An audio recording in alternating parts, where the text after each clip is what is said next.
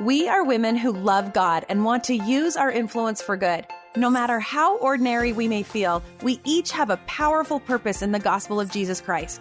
This is our time to step forward, to love fiercely, to lead boldly, to live happily, to fill the world with His light. Let's do it together on the Magnify podcast.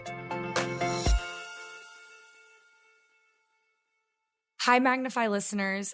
I'm podcast producer Sarah Collins, and I'm so excited because I get to join you guys today. So Kathryn is out on vacation for spring break. We just wrapped General Conference. We had a wonderful long weekend full of all these messages from our leadership. So I've invited some ladies to join in a little panel of our quick reactions to General Conference, how we felt this weekend, what were the messages that inspired us. And I really think from their different life perspectives, what they have to say is really going to be something you're going to want to stick around for. Before we get into this exciting episode, there's 4 of us joined here today. Can we quickly introduce ourselves? Maybe just say your name because our listeners know you. And then how did you spend General Conference weekend? And if you could sum up General Conference in 3 words, what would those 3 words be? Maybe I'm throwing you guys on the spot, but I can start. I spent General Conference with my family. I was able to sneak in a little bit of skiing on Saturday, which is my favorite thing to do. And on Sunday, we were with my nieces and nephews, and I have a lot of them. So that actually leads me to my 3 words. And the first one is chaotic. And that's okay for me. I like to operate with a little bit of chaos. My nieces and nephews were loud and there's chatter and games being played, but I think that's kind of what adds to the beauty of a weekend like this, is you get to be with family. My second word I would say was hopeful. And then the last word was simple. And that's because I got some simple answers that I was looking for. Nothing that I needed was too big or extravagant. Okay, so Shima, you start. Okay, I'm Shima Baughman. I spent my conference one day traveling, the other day home watching it with the candy and all the bingo and the kids. But 3 words I'd use to describe conference was exciting, comforting, and peaceful. I'm Mindy Brown, and I spent my conference weekend at home with my husband mostly. I did have one session with my 3-year-old grandson, so I got to play knights and build a train while I was listening with him. That was fun. And my 3 words probably, 2 would be hope-filled. I felt like there was a lot of hope expressed that I was grateful for, and refreshing. It's always nice to have a little slightly different paced weekend, I think, and Sunday especially. So I agree. So good. My name's Kaylen Nelson. I spent mine at my house. My sisters were there with their kids. So chaotic is a word that I have on mine. And I'm also a new mom. And so my whole life, I've just been able to enjoy conference like relatively quietly or without responsibility. You know, like everybody else is chasing their kids, but I'm not. And so these conferences are getting more complicated as I'm trying to listen. And so I loved the talk Rays and Pillars. So I feel like there were some rays that were maybe penetrating the chaos as I was here and there and everywhere and trying to host. So chaotic, rays, and then I would say simple. It felt simple for me. A very back to basics, which I always appreciate. Yes, it's kind of fun to put you guys on the spot, see what came up, but it's fun to hear all of our different life circumstances. Kaylen, I kind of agree. I'm watching the nieces and nephews, but I don't have to chase them down. I can be like, all right, you guys go in the other room, you know? So I love it. Okay, well, let's get into our discussion. So as a Magnify community, part of our mission is to help Latter-day Saint women feel like they can be a significant force for good. So did you guys hear anything this weekend that felt that message that was empowering and exciting for you and for our community? Yeah, and I don't know if you want us to go and say more, but one of the things I've noticed is that we're kind of building on our understanding of covenants, I think, in the last few years. I mean, getting more in depth of how we understand them. And I was thinking, as I was listening to Sister Dennis's talk and a couple others, of when I was a kid. So I grew up Muslim, and we would sacrifice a goat, as Jewish people do, as we read in the Bible, right? And Mindy, I know you'd geek out on this because she's an expert on all these things. But we had this goat, and I remember my dad bringing home this beautiful goat, and it was beautiful and perfect as they have to be, right, to be sacrificed. And we had no idea as children. I was 5, right? and we're playing with this goat and it was so wonderful. And then all of a sudden, it has to be sacrificed. And it was just like this, like obviously jarring, like horrible memory as a kid to think, wow, we had to like bring this beautiful, perfect little baby goat and then sacrifice it for God. And I just think of, sometimes we think today of how hard it might be to live our covenants. And I just think in some ways, yes, it is hard, but in most ways it's not way like more beautiful. And it's not like that. It's like, actually you get to just feel the joy of having the coat of skins on us, right? We don't have to kill a baby animal anymore once a year. Instead, every day we get to wear a symbol of our Savior and remember him and remember that we don't have to kill any animals because he's already paid that price. I mean, that was the most exciting thing to me for conference, of just putting those covenants in that different perspective and a little bit more, the depth that we got from some of the talks about covenants. There were so many talks about covenants, so many talks about that. And that was just really exciting to think of the power as women that we have, that we get to wear Jesus Christ, that we get to have him with us all the time, not just once a year as we kill a baby animal, as most, some religions do. But that was just so exciting to me. Yeah. Yeah, that's awesome. That's awesome. I agree that, I like you said, Shima, I was totally listening to all that and was excited about all the temple talks and covenant talk that we heard. But one of the things that I was super, super grateful for was Elder Kieran's message was so unbelievably full of light and encouragement and just joy. Like I just soaked it in and was so grateful for it. But I loved that he specifically made this emphasis that these things should make us happy now. Like it's not just later. And I think that's something that makes a difference to our young people, especially where I have 4, grown up children kind of all in their 20s and young 30s. And then I work with young adults in a big YSA stake and everything. And I think they don't really want to hear that it's only for later and so far away, but it's actually supposed to make a difference now, today, right now. And that is just a joyful message to me. And I'm glad that we've been given some great quotables and talking points really to emphasize that. Well, and to your, I've said very facetiously to my students before, like, is it a very good plan if only like 5% make it to the top, like are the top echelons?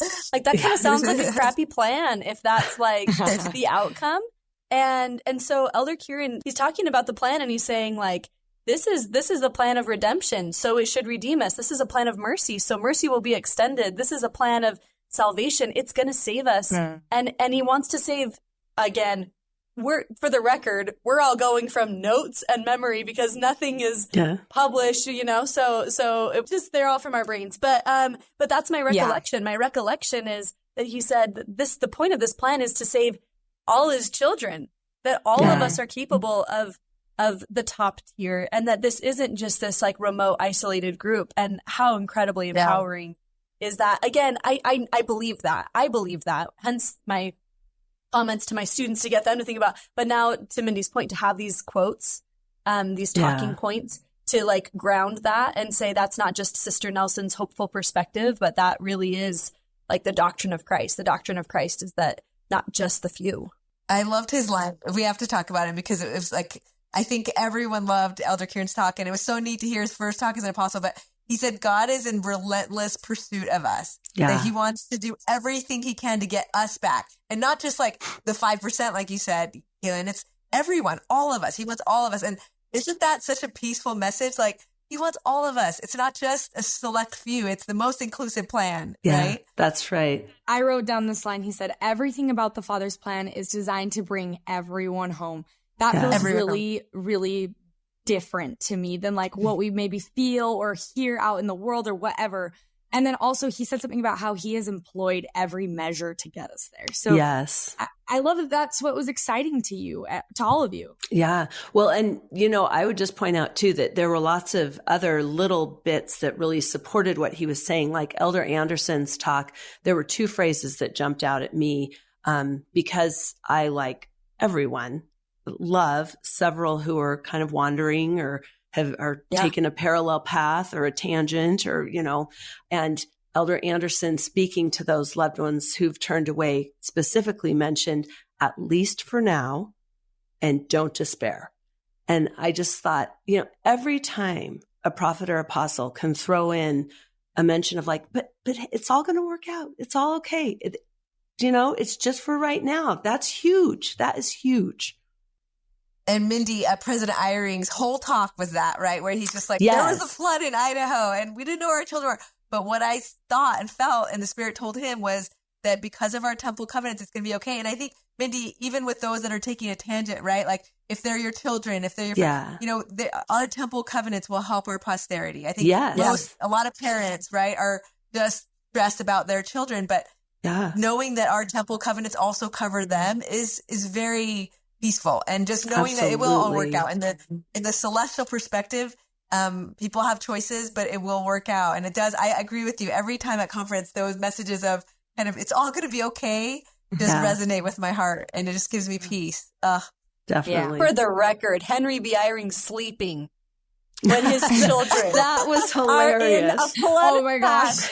I was like life goals. Giggling about this. I guess it's like, 50 years ago, but it wasn't 50 years ago for me. It was today for me.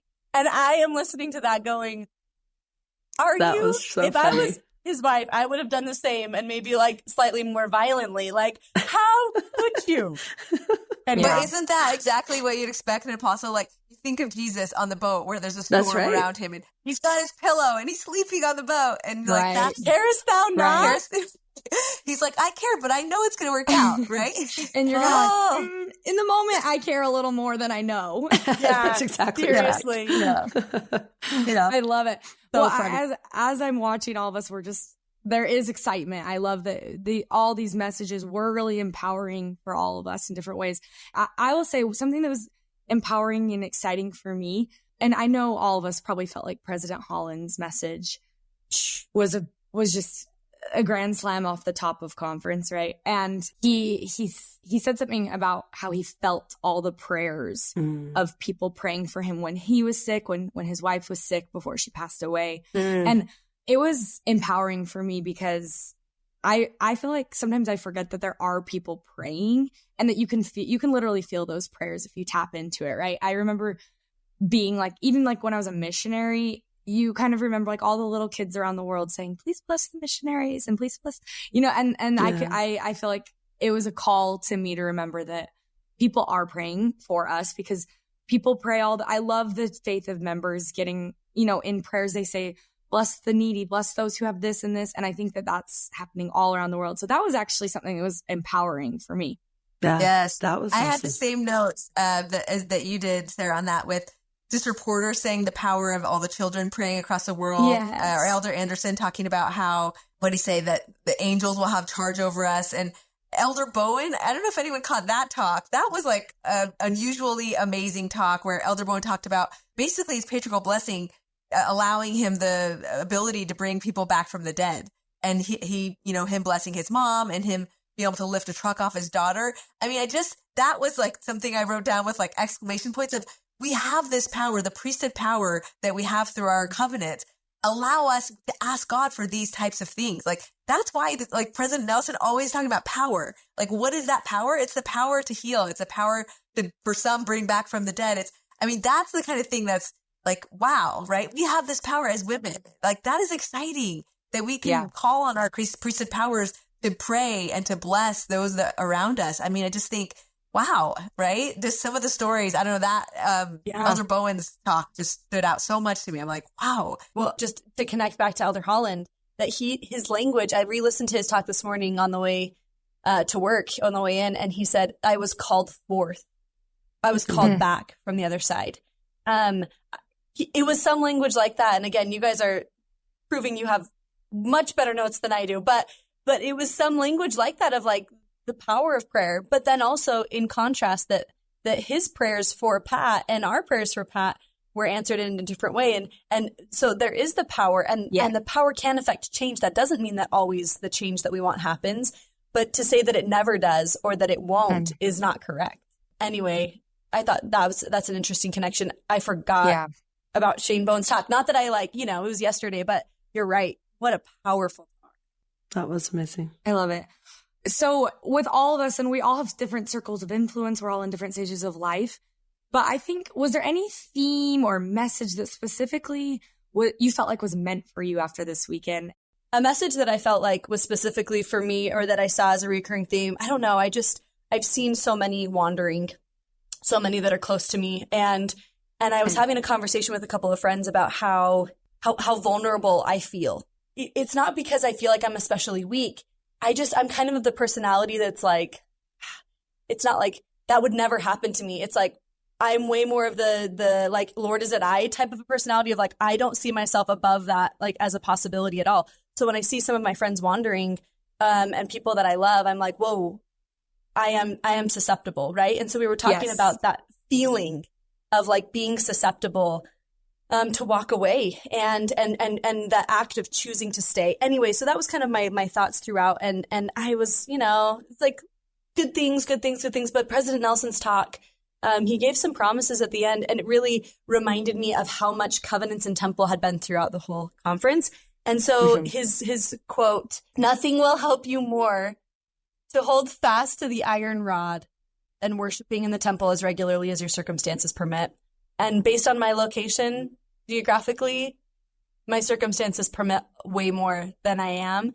And so that was the lightning bolt that helped me remember and see throughout the rest of conference of like, I am reading my scriptures. I am saying my prayers. I need to keep doing those things. But like, where's the improvement? And I really think the improvement for me is temple attendance and making that a bigger priority. So that was for sure a message that was meant for me. Yeah. Kaylen, I feel the same way about what I totally resonate with. I do feel like I'm susceptible. I'm in this stage of life where friends are feeling a lot of feelings, and the temple was also a really important message. I think that will come up again and again in my notes of covenant keeping and temple worship. Yeah. Yeah. I love too that it seemed like we had multiple references to the idea of finding the ideal balance. Like Elder Stevenson's talk was really all about finding that beautiful balance between loving God and loving others. And Elder Renland, I mean, his talk was amazing. I loved his, but I love that there was that portion where he led into it. I think he said something like, appropriately loving others. And when he said appropriately, I braced just a little because I thought, oh, what's about to follow? And what followed was like, just sing it from the rooftops. It was like, it's not appropriate to judge others. You don't understand. I mean, and I'm just going off the top of my head on memory on that, but it just seemed like he had like 4 or 5 things in rapid succession that were perfect examples. And I thought, oh, thank you again for the language and for quotables that we can say, remember Elder Renland suggested this. And it just sometimes carries more weight coming from an apostle than from a mom or from a daughter, right? A friend or something. And anyway, I just love that it was this repeating message woven through several of them. And, you love it when you hear it in the mouth of 2 or 3 witnesses like that in a short space of time. So that's always exciting. That was so good. My thought, I was thinking about kind of the people I'm surrounded with, right? People that have children that are, there's unanswered prayers. Life hasn't turned out in ways that they want. And then my students who are in this massively important time in their life. And there's so much anxiety for them of, where's my job? Am I going to get married? Am I, all this anxiety. And what we're all looking for is happiness. And I think President Uchtdorf's talk on happiness, where just basically how, the world has all these ways that they think that we could find happiness, right? And it's self-care and let's, go get a spa, a pedicure and all these things. And, the science and actually reality proves that that's not what gives you joy. And what he said is if you bring others joy, you'll get more joy yourself. That joy multiplies. And so it's funny because the world will say, like, remove yourself from all the negative things and, take time for yourself, which totally, yes, you definitely need to take care of yourself. Like Jesus went to the mountains and prayed a lot, right? And he got away, and we all need to do that. But I just think the recipe of the gospel is what will bring us true happiness. And that's what I think can help my students. It can help all the moms I know, all the people leaving the church, right? You're seeking happiness. We all are, right? That's what number one human desire, happiness, right? Number one type of book that's sold in the world is happiness books.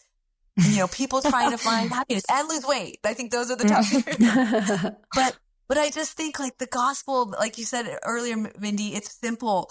It's those simple things. It's like, that's what's going to find us happiness. There's no like secret recipe out there in the world that's not the gospel of Jesus Christ. And that was so exciting to me.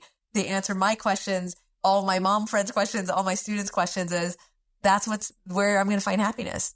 I loved Elder Uchtdorf's as well. That's where that message did originate for me too. And I think that we're totally not, I don't think we're supposed to look at everything with like rose colored glasses and like, it's all gonna, like you said, there was time that the Lord himself wept or went to the mountain and was alone. But I think the most powerful line Elder Uchtdorf said was, we rarely find something we aren't looking for. The reason I think happiness was a word that stuck out to me and something that was specifically meant for me was going back to one of my 3 words, simple. Like, I think that I have sometimes complicated things in my life, and it's like to my own detriment, to my own, I don't need to be doing that. And I'm probably looking for those things to kind of, and I think that life is complex, so it's going to happen naturally. But I had this impression, like, you really, Sarah, you need to simplify. You need to look and put the Savior at the forefront of the things you're doing, the decisions you're making. And Elder Taylor's talk also went along with that. He said, the greater power in your life comes through the focus on joy. And Elder Uchtdorf too. I forget now, he's not president anymore. He's elder. I do that all the time. Yeah. But anyway, I loved this other line. He said, seek and you will find. If we seek joy, then we will find it. And I just thought that was so brilliant. It's so true in every way, in the secular science sense and as well in the spiritual sense. Like, if we just seek that joy, the simple joy. That was so good. None of us have mentioned, but I just wanted to throw out there too. There were a couple of non-talk moments that stood out at me. Like to me, the music was spectacular. I thought the BYU Idaho and the UVU choirs were unbelievably beautiful. Yes. And those shining faces of young adults. I mean, what is it? It's like, that is hope filled when you see all of those students up there in that age group just glowing and beaming. That is super, super exciting, I think.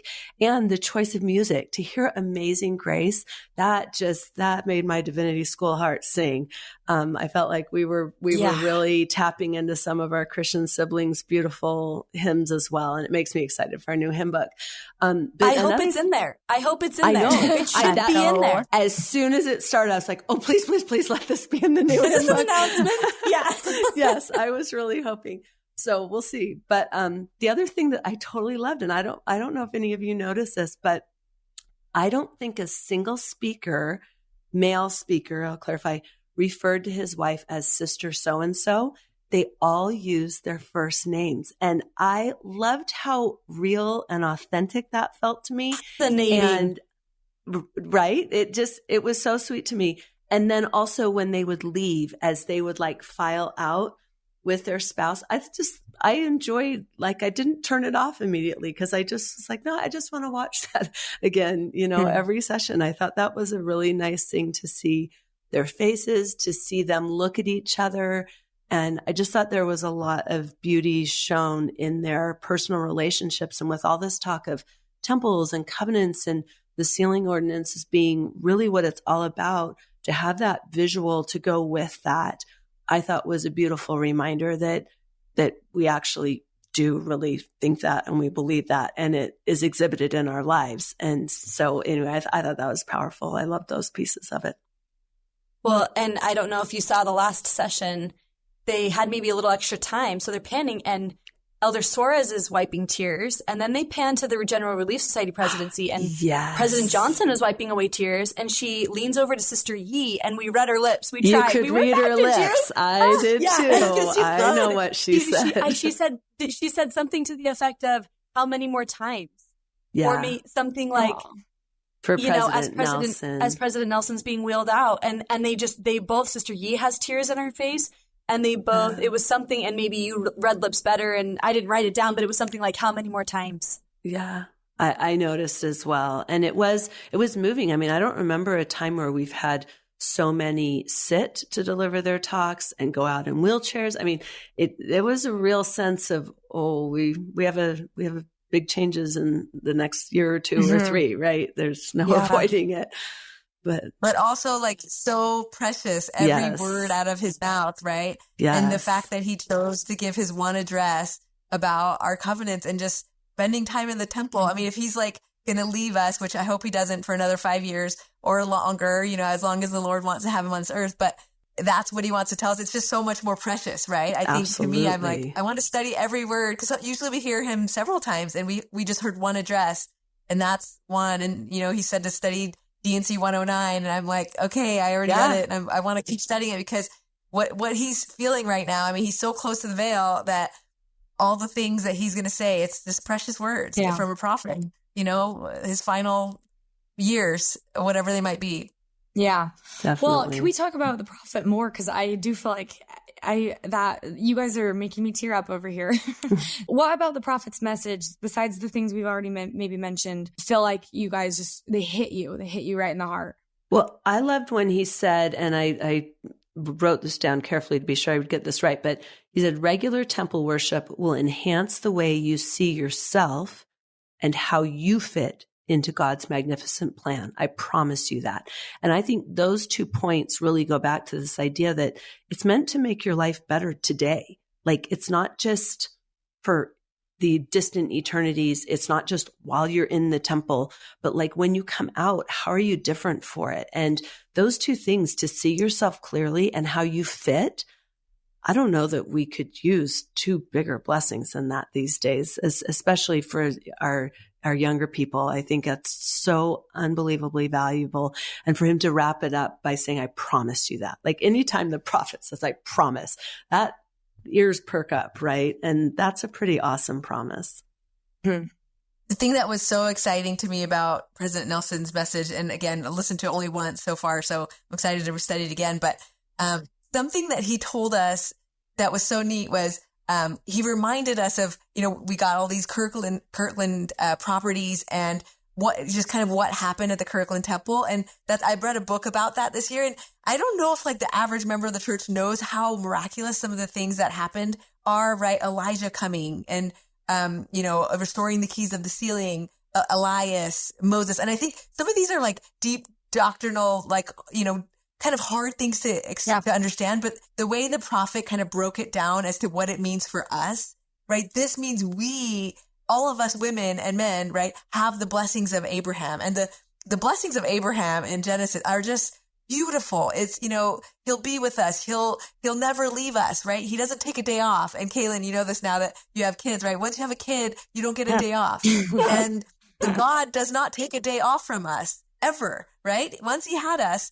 And so that's comforting, right? Just to think like, and also the second thing that was so comforting for me is that miracles happened because if you read the dedicatory prayer, D&C 109, as you study it, they asked for these blessings. They asked for angels. They asked for these things. And those things came. The angels came. Many sightings of old prophets, right? Jesus Christ himself came. And so all of these things, if we ask for these miracles, as the prophet has promised us in a couple talks ago where he said, as hard things go up, right? Darkness goes up, miracles will also go up. Yeah. We can ask for these healing powers. We can ask for these things that we think are not possible in our time, right? We forget. It's like, this happened in 1836. It can happen again. We still can see angels. We can still, feel the hand of the Lord. And so I don't know, that was exciting to me where he was telling us, look, you have these powers. This is something that's possible if we ask. That's what I took. One of the things I took away. That was great.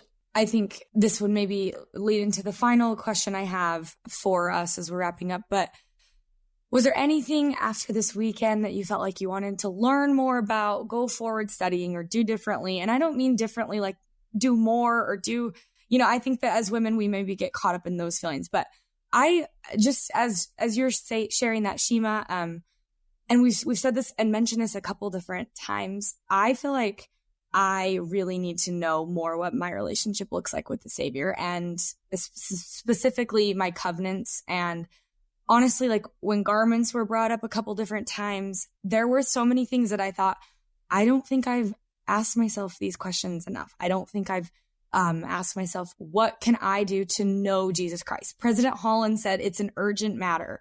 And I'm feeling that. I think that going forward, and I don't even know where to start. Maybe you guys have some tips for me, but I know that I need to focus on my covenant relationship with the Lord.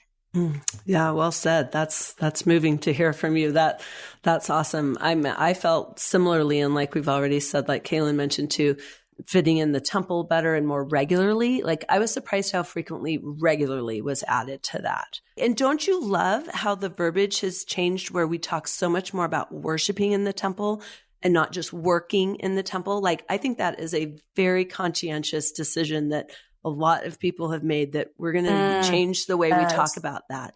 But it's crucial. Like I need God's love, pouring down. I need his raise, whatever raise I can get every week, because otherwise I'm not as nice a person and I'm not as happy when I'm not nice.